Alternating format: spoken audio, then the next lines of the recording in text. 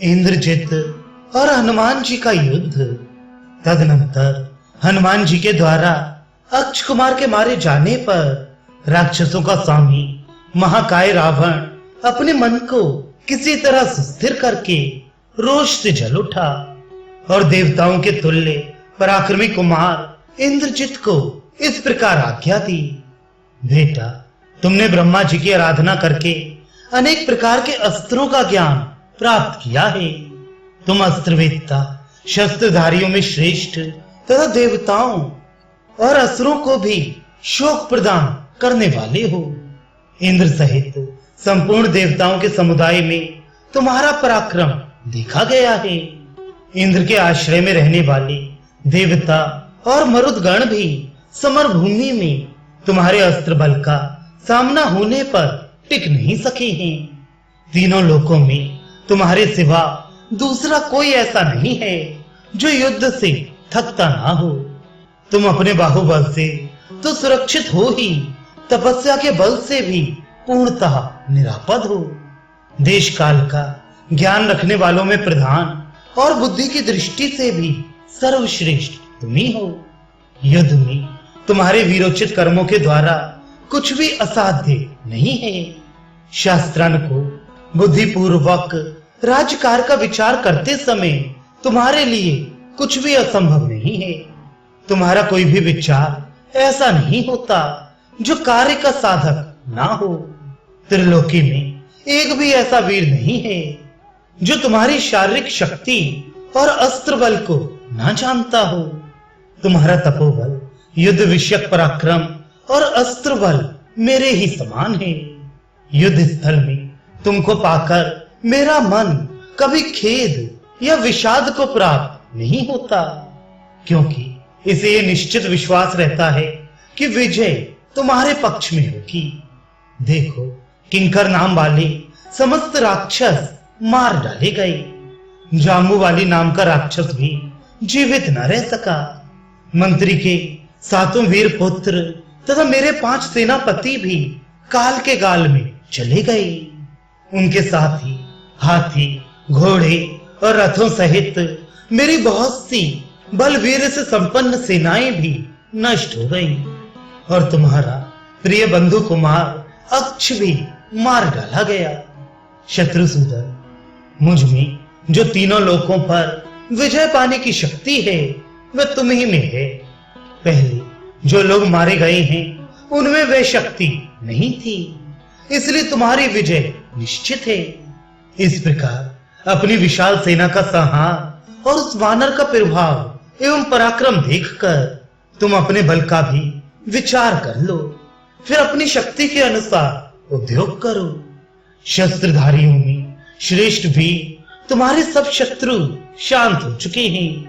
तुम अपने और पराये बल का विचार करके ऐसा प्रयत्न करो जिससे युद्ध भूमि के निकट तुम्हारे पहुंचते ही मेरी सेना का विनाश रुक जाए।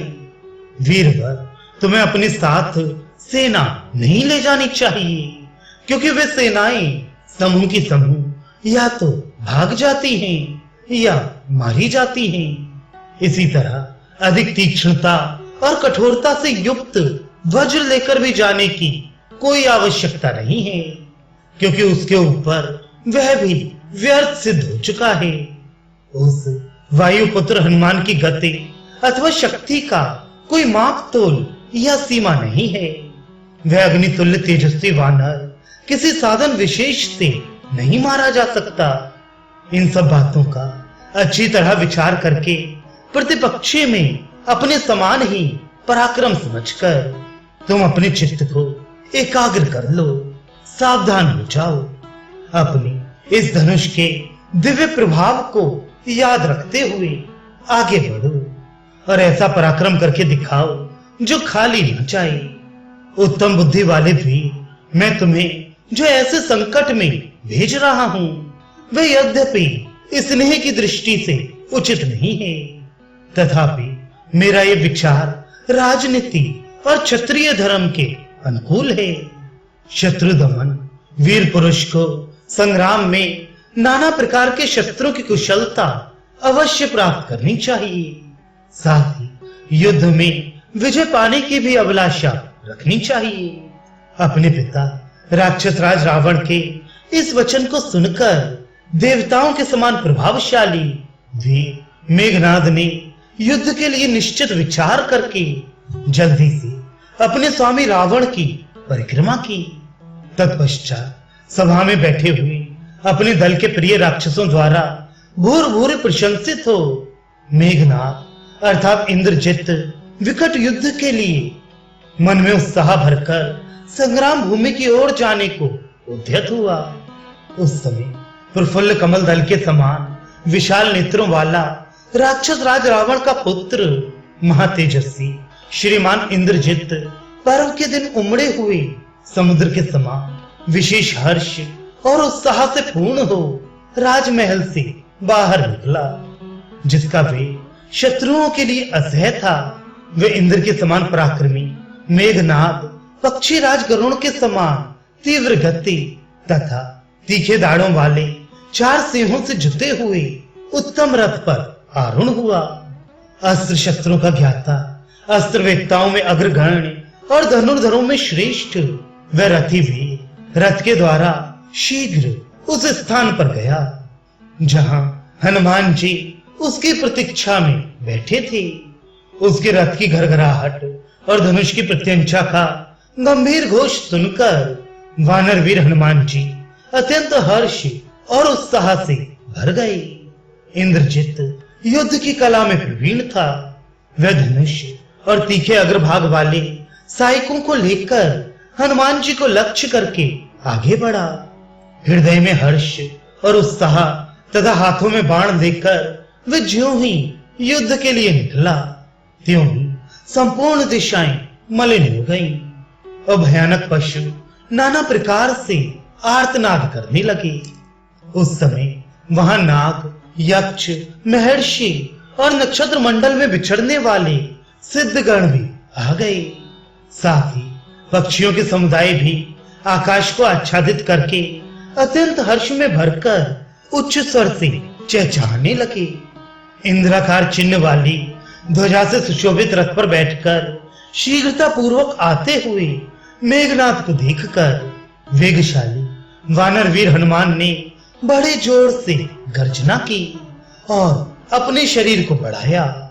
उस दिव्य रथ पर बैठकर विचित्र धनुष धारण करने वाले इंद्रजित ने बिजली की गड़गड़ाहट के समान टंकार करने वाले अपने धनुष को खींचा।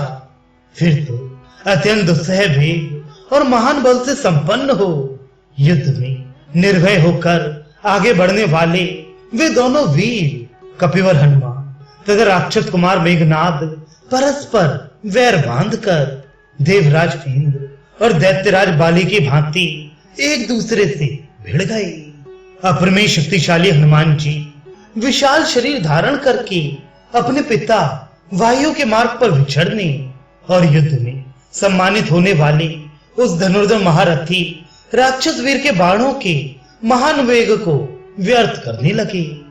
इतने ही में शत्रु वीरों का संहार करने वाले इंद्रजित ने बड़ी और तीखी नोक तथा सुंदर परों वाले सोने के विचित्र पंखों से सुशोभित और वज्र के समान वेगशील बाणों को लगातार छोड़ना आरंभ किया।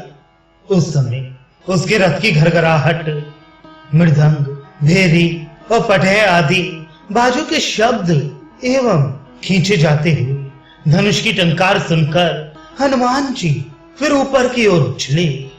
ऊपर जाकर वे महाकपि वानर वीर लक्ष्य वेदने में प्रसिद्ध मेघनाद के साधे हुए निशाने को व्यर्थ करते हुए उनके छोड़े हुए बाणों के बीच से शीघ्रता पूर्वक निकलकर अपने को बचाने लगी।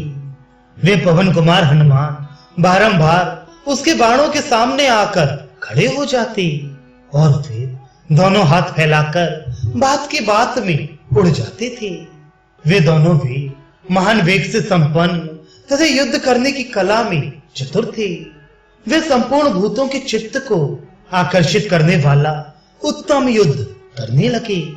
वे राक्षस हनुमान जी पर प्रहार करने का अवसर नहीं पाता था और पवन कुमार हनुमान जी उस महामनस्वी वीर को धर दबाने का मौका नहीं पाते थे। देवताओं के समान पराक्रमी वे दोनों भी परस्पर भिड़कर एक दूसरे के लिए दुस्सह हो उठे थे।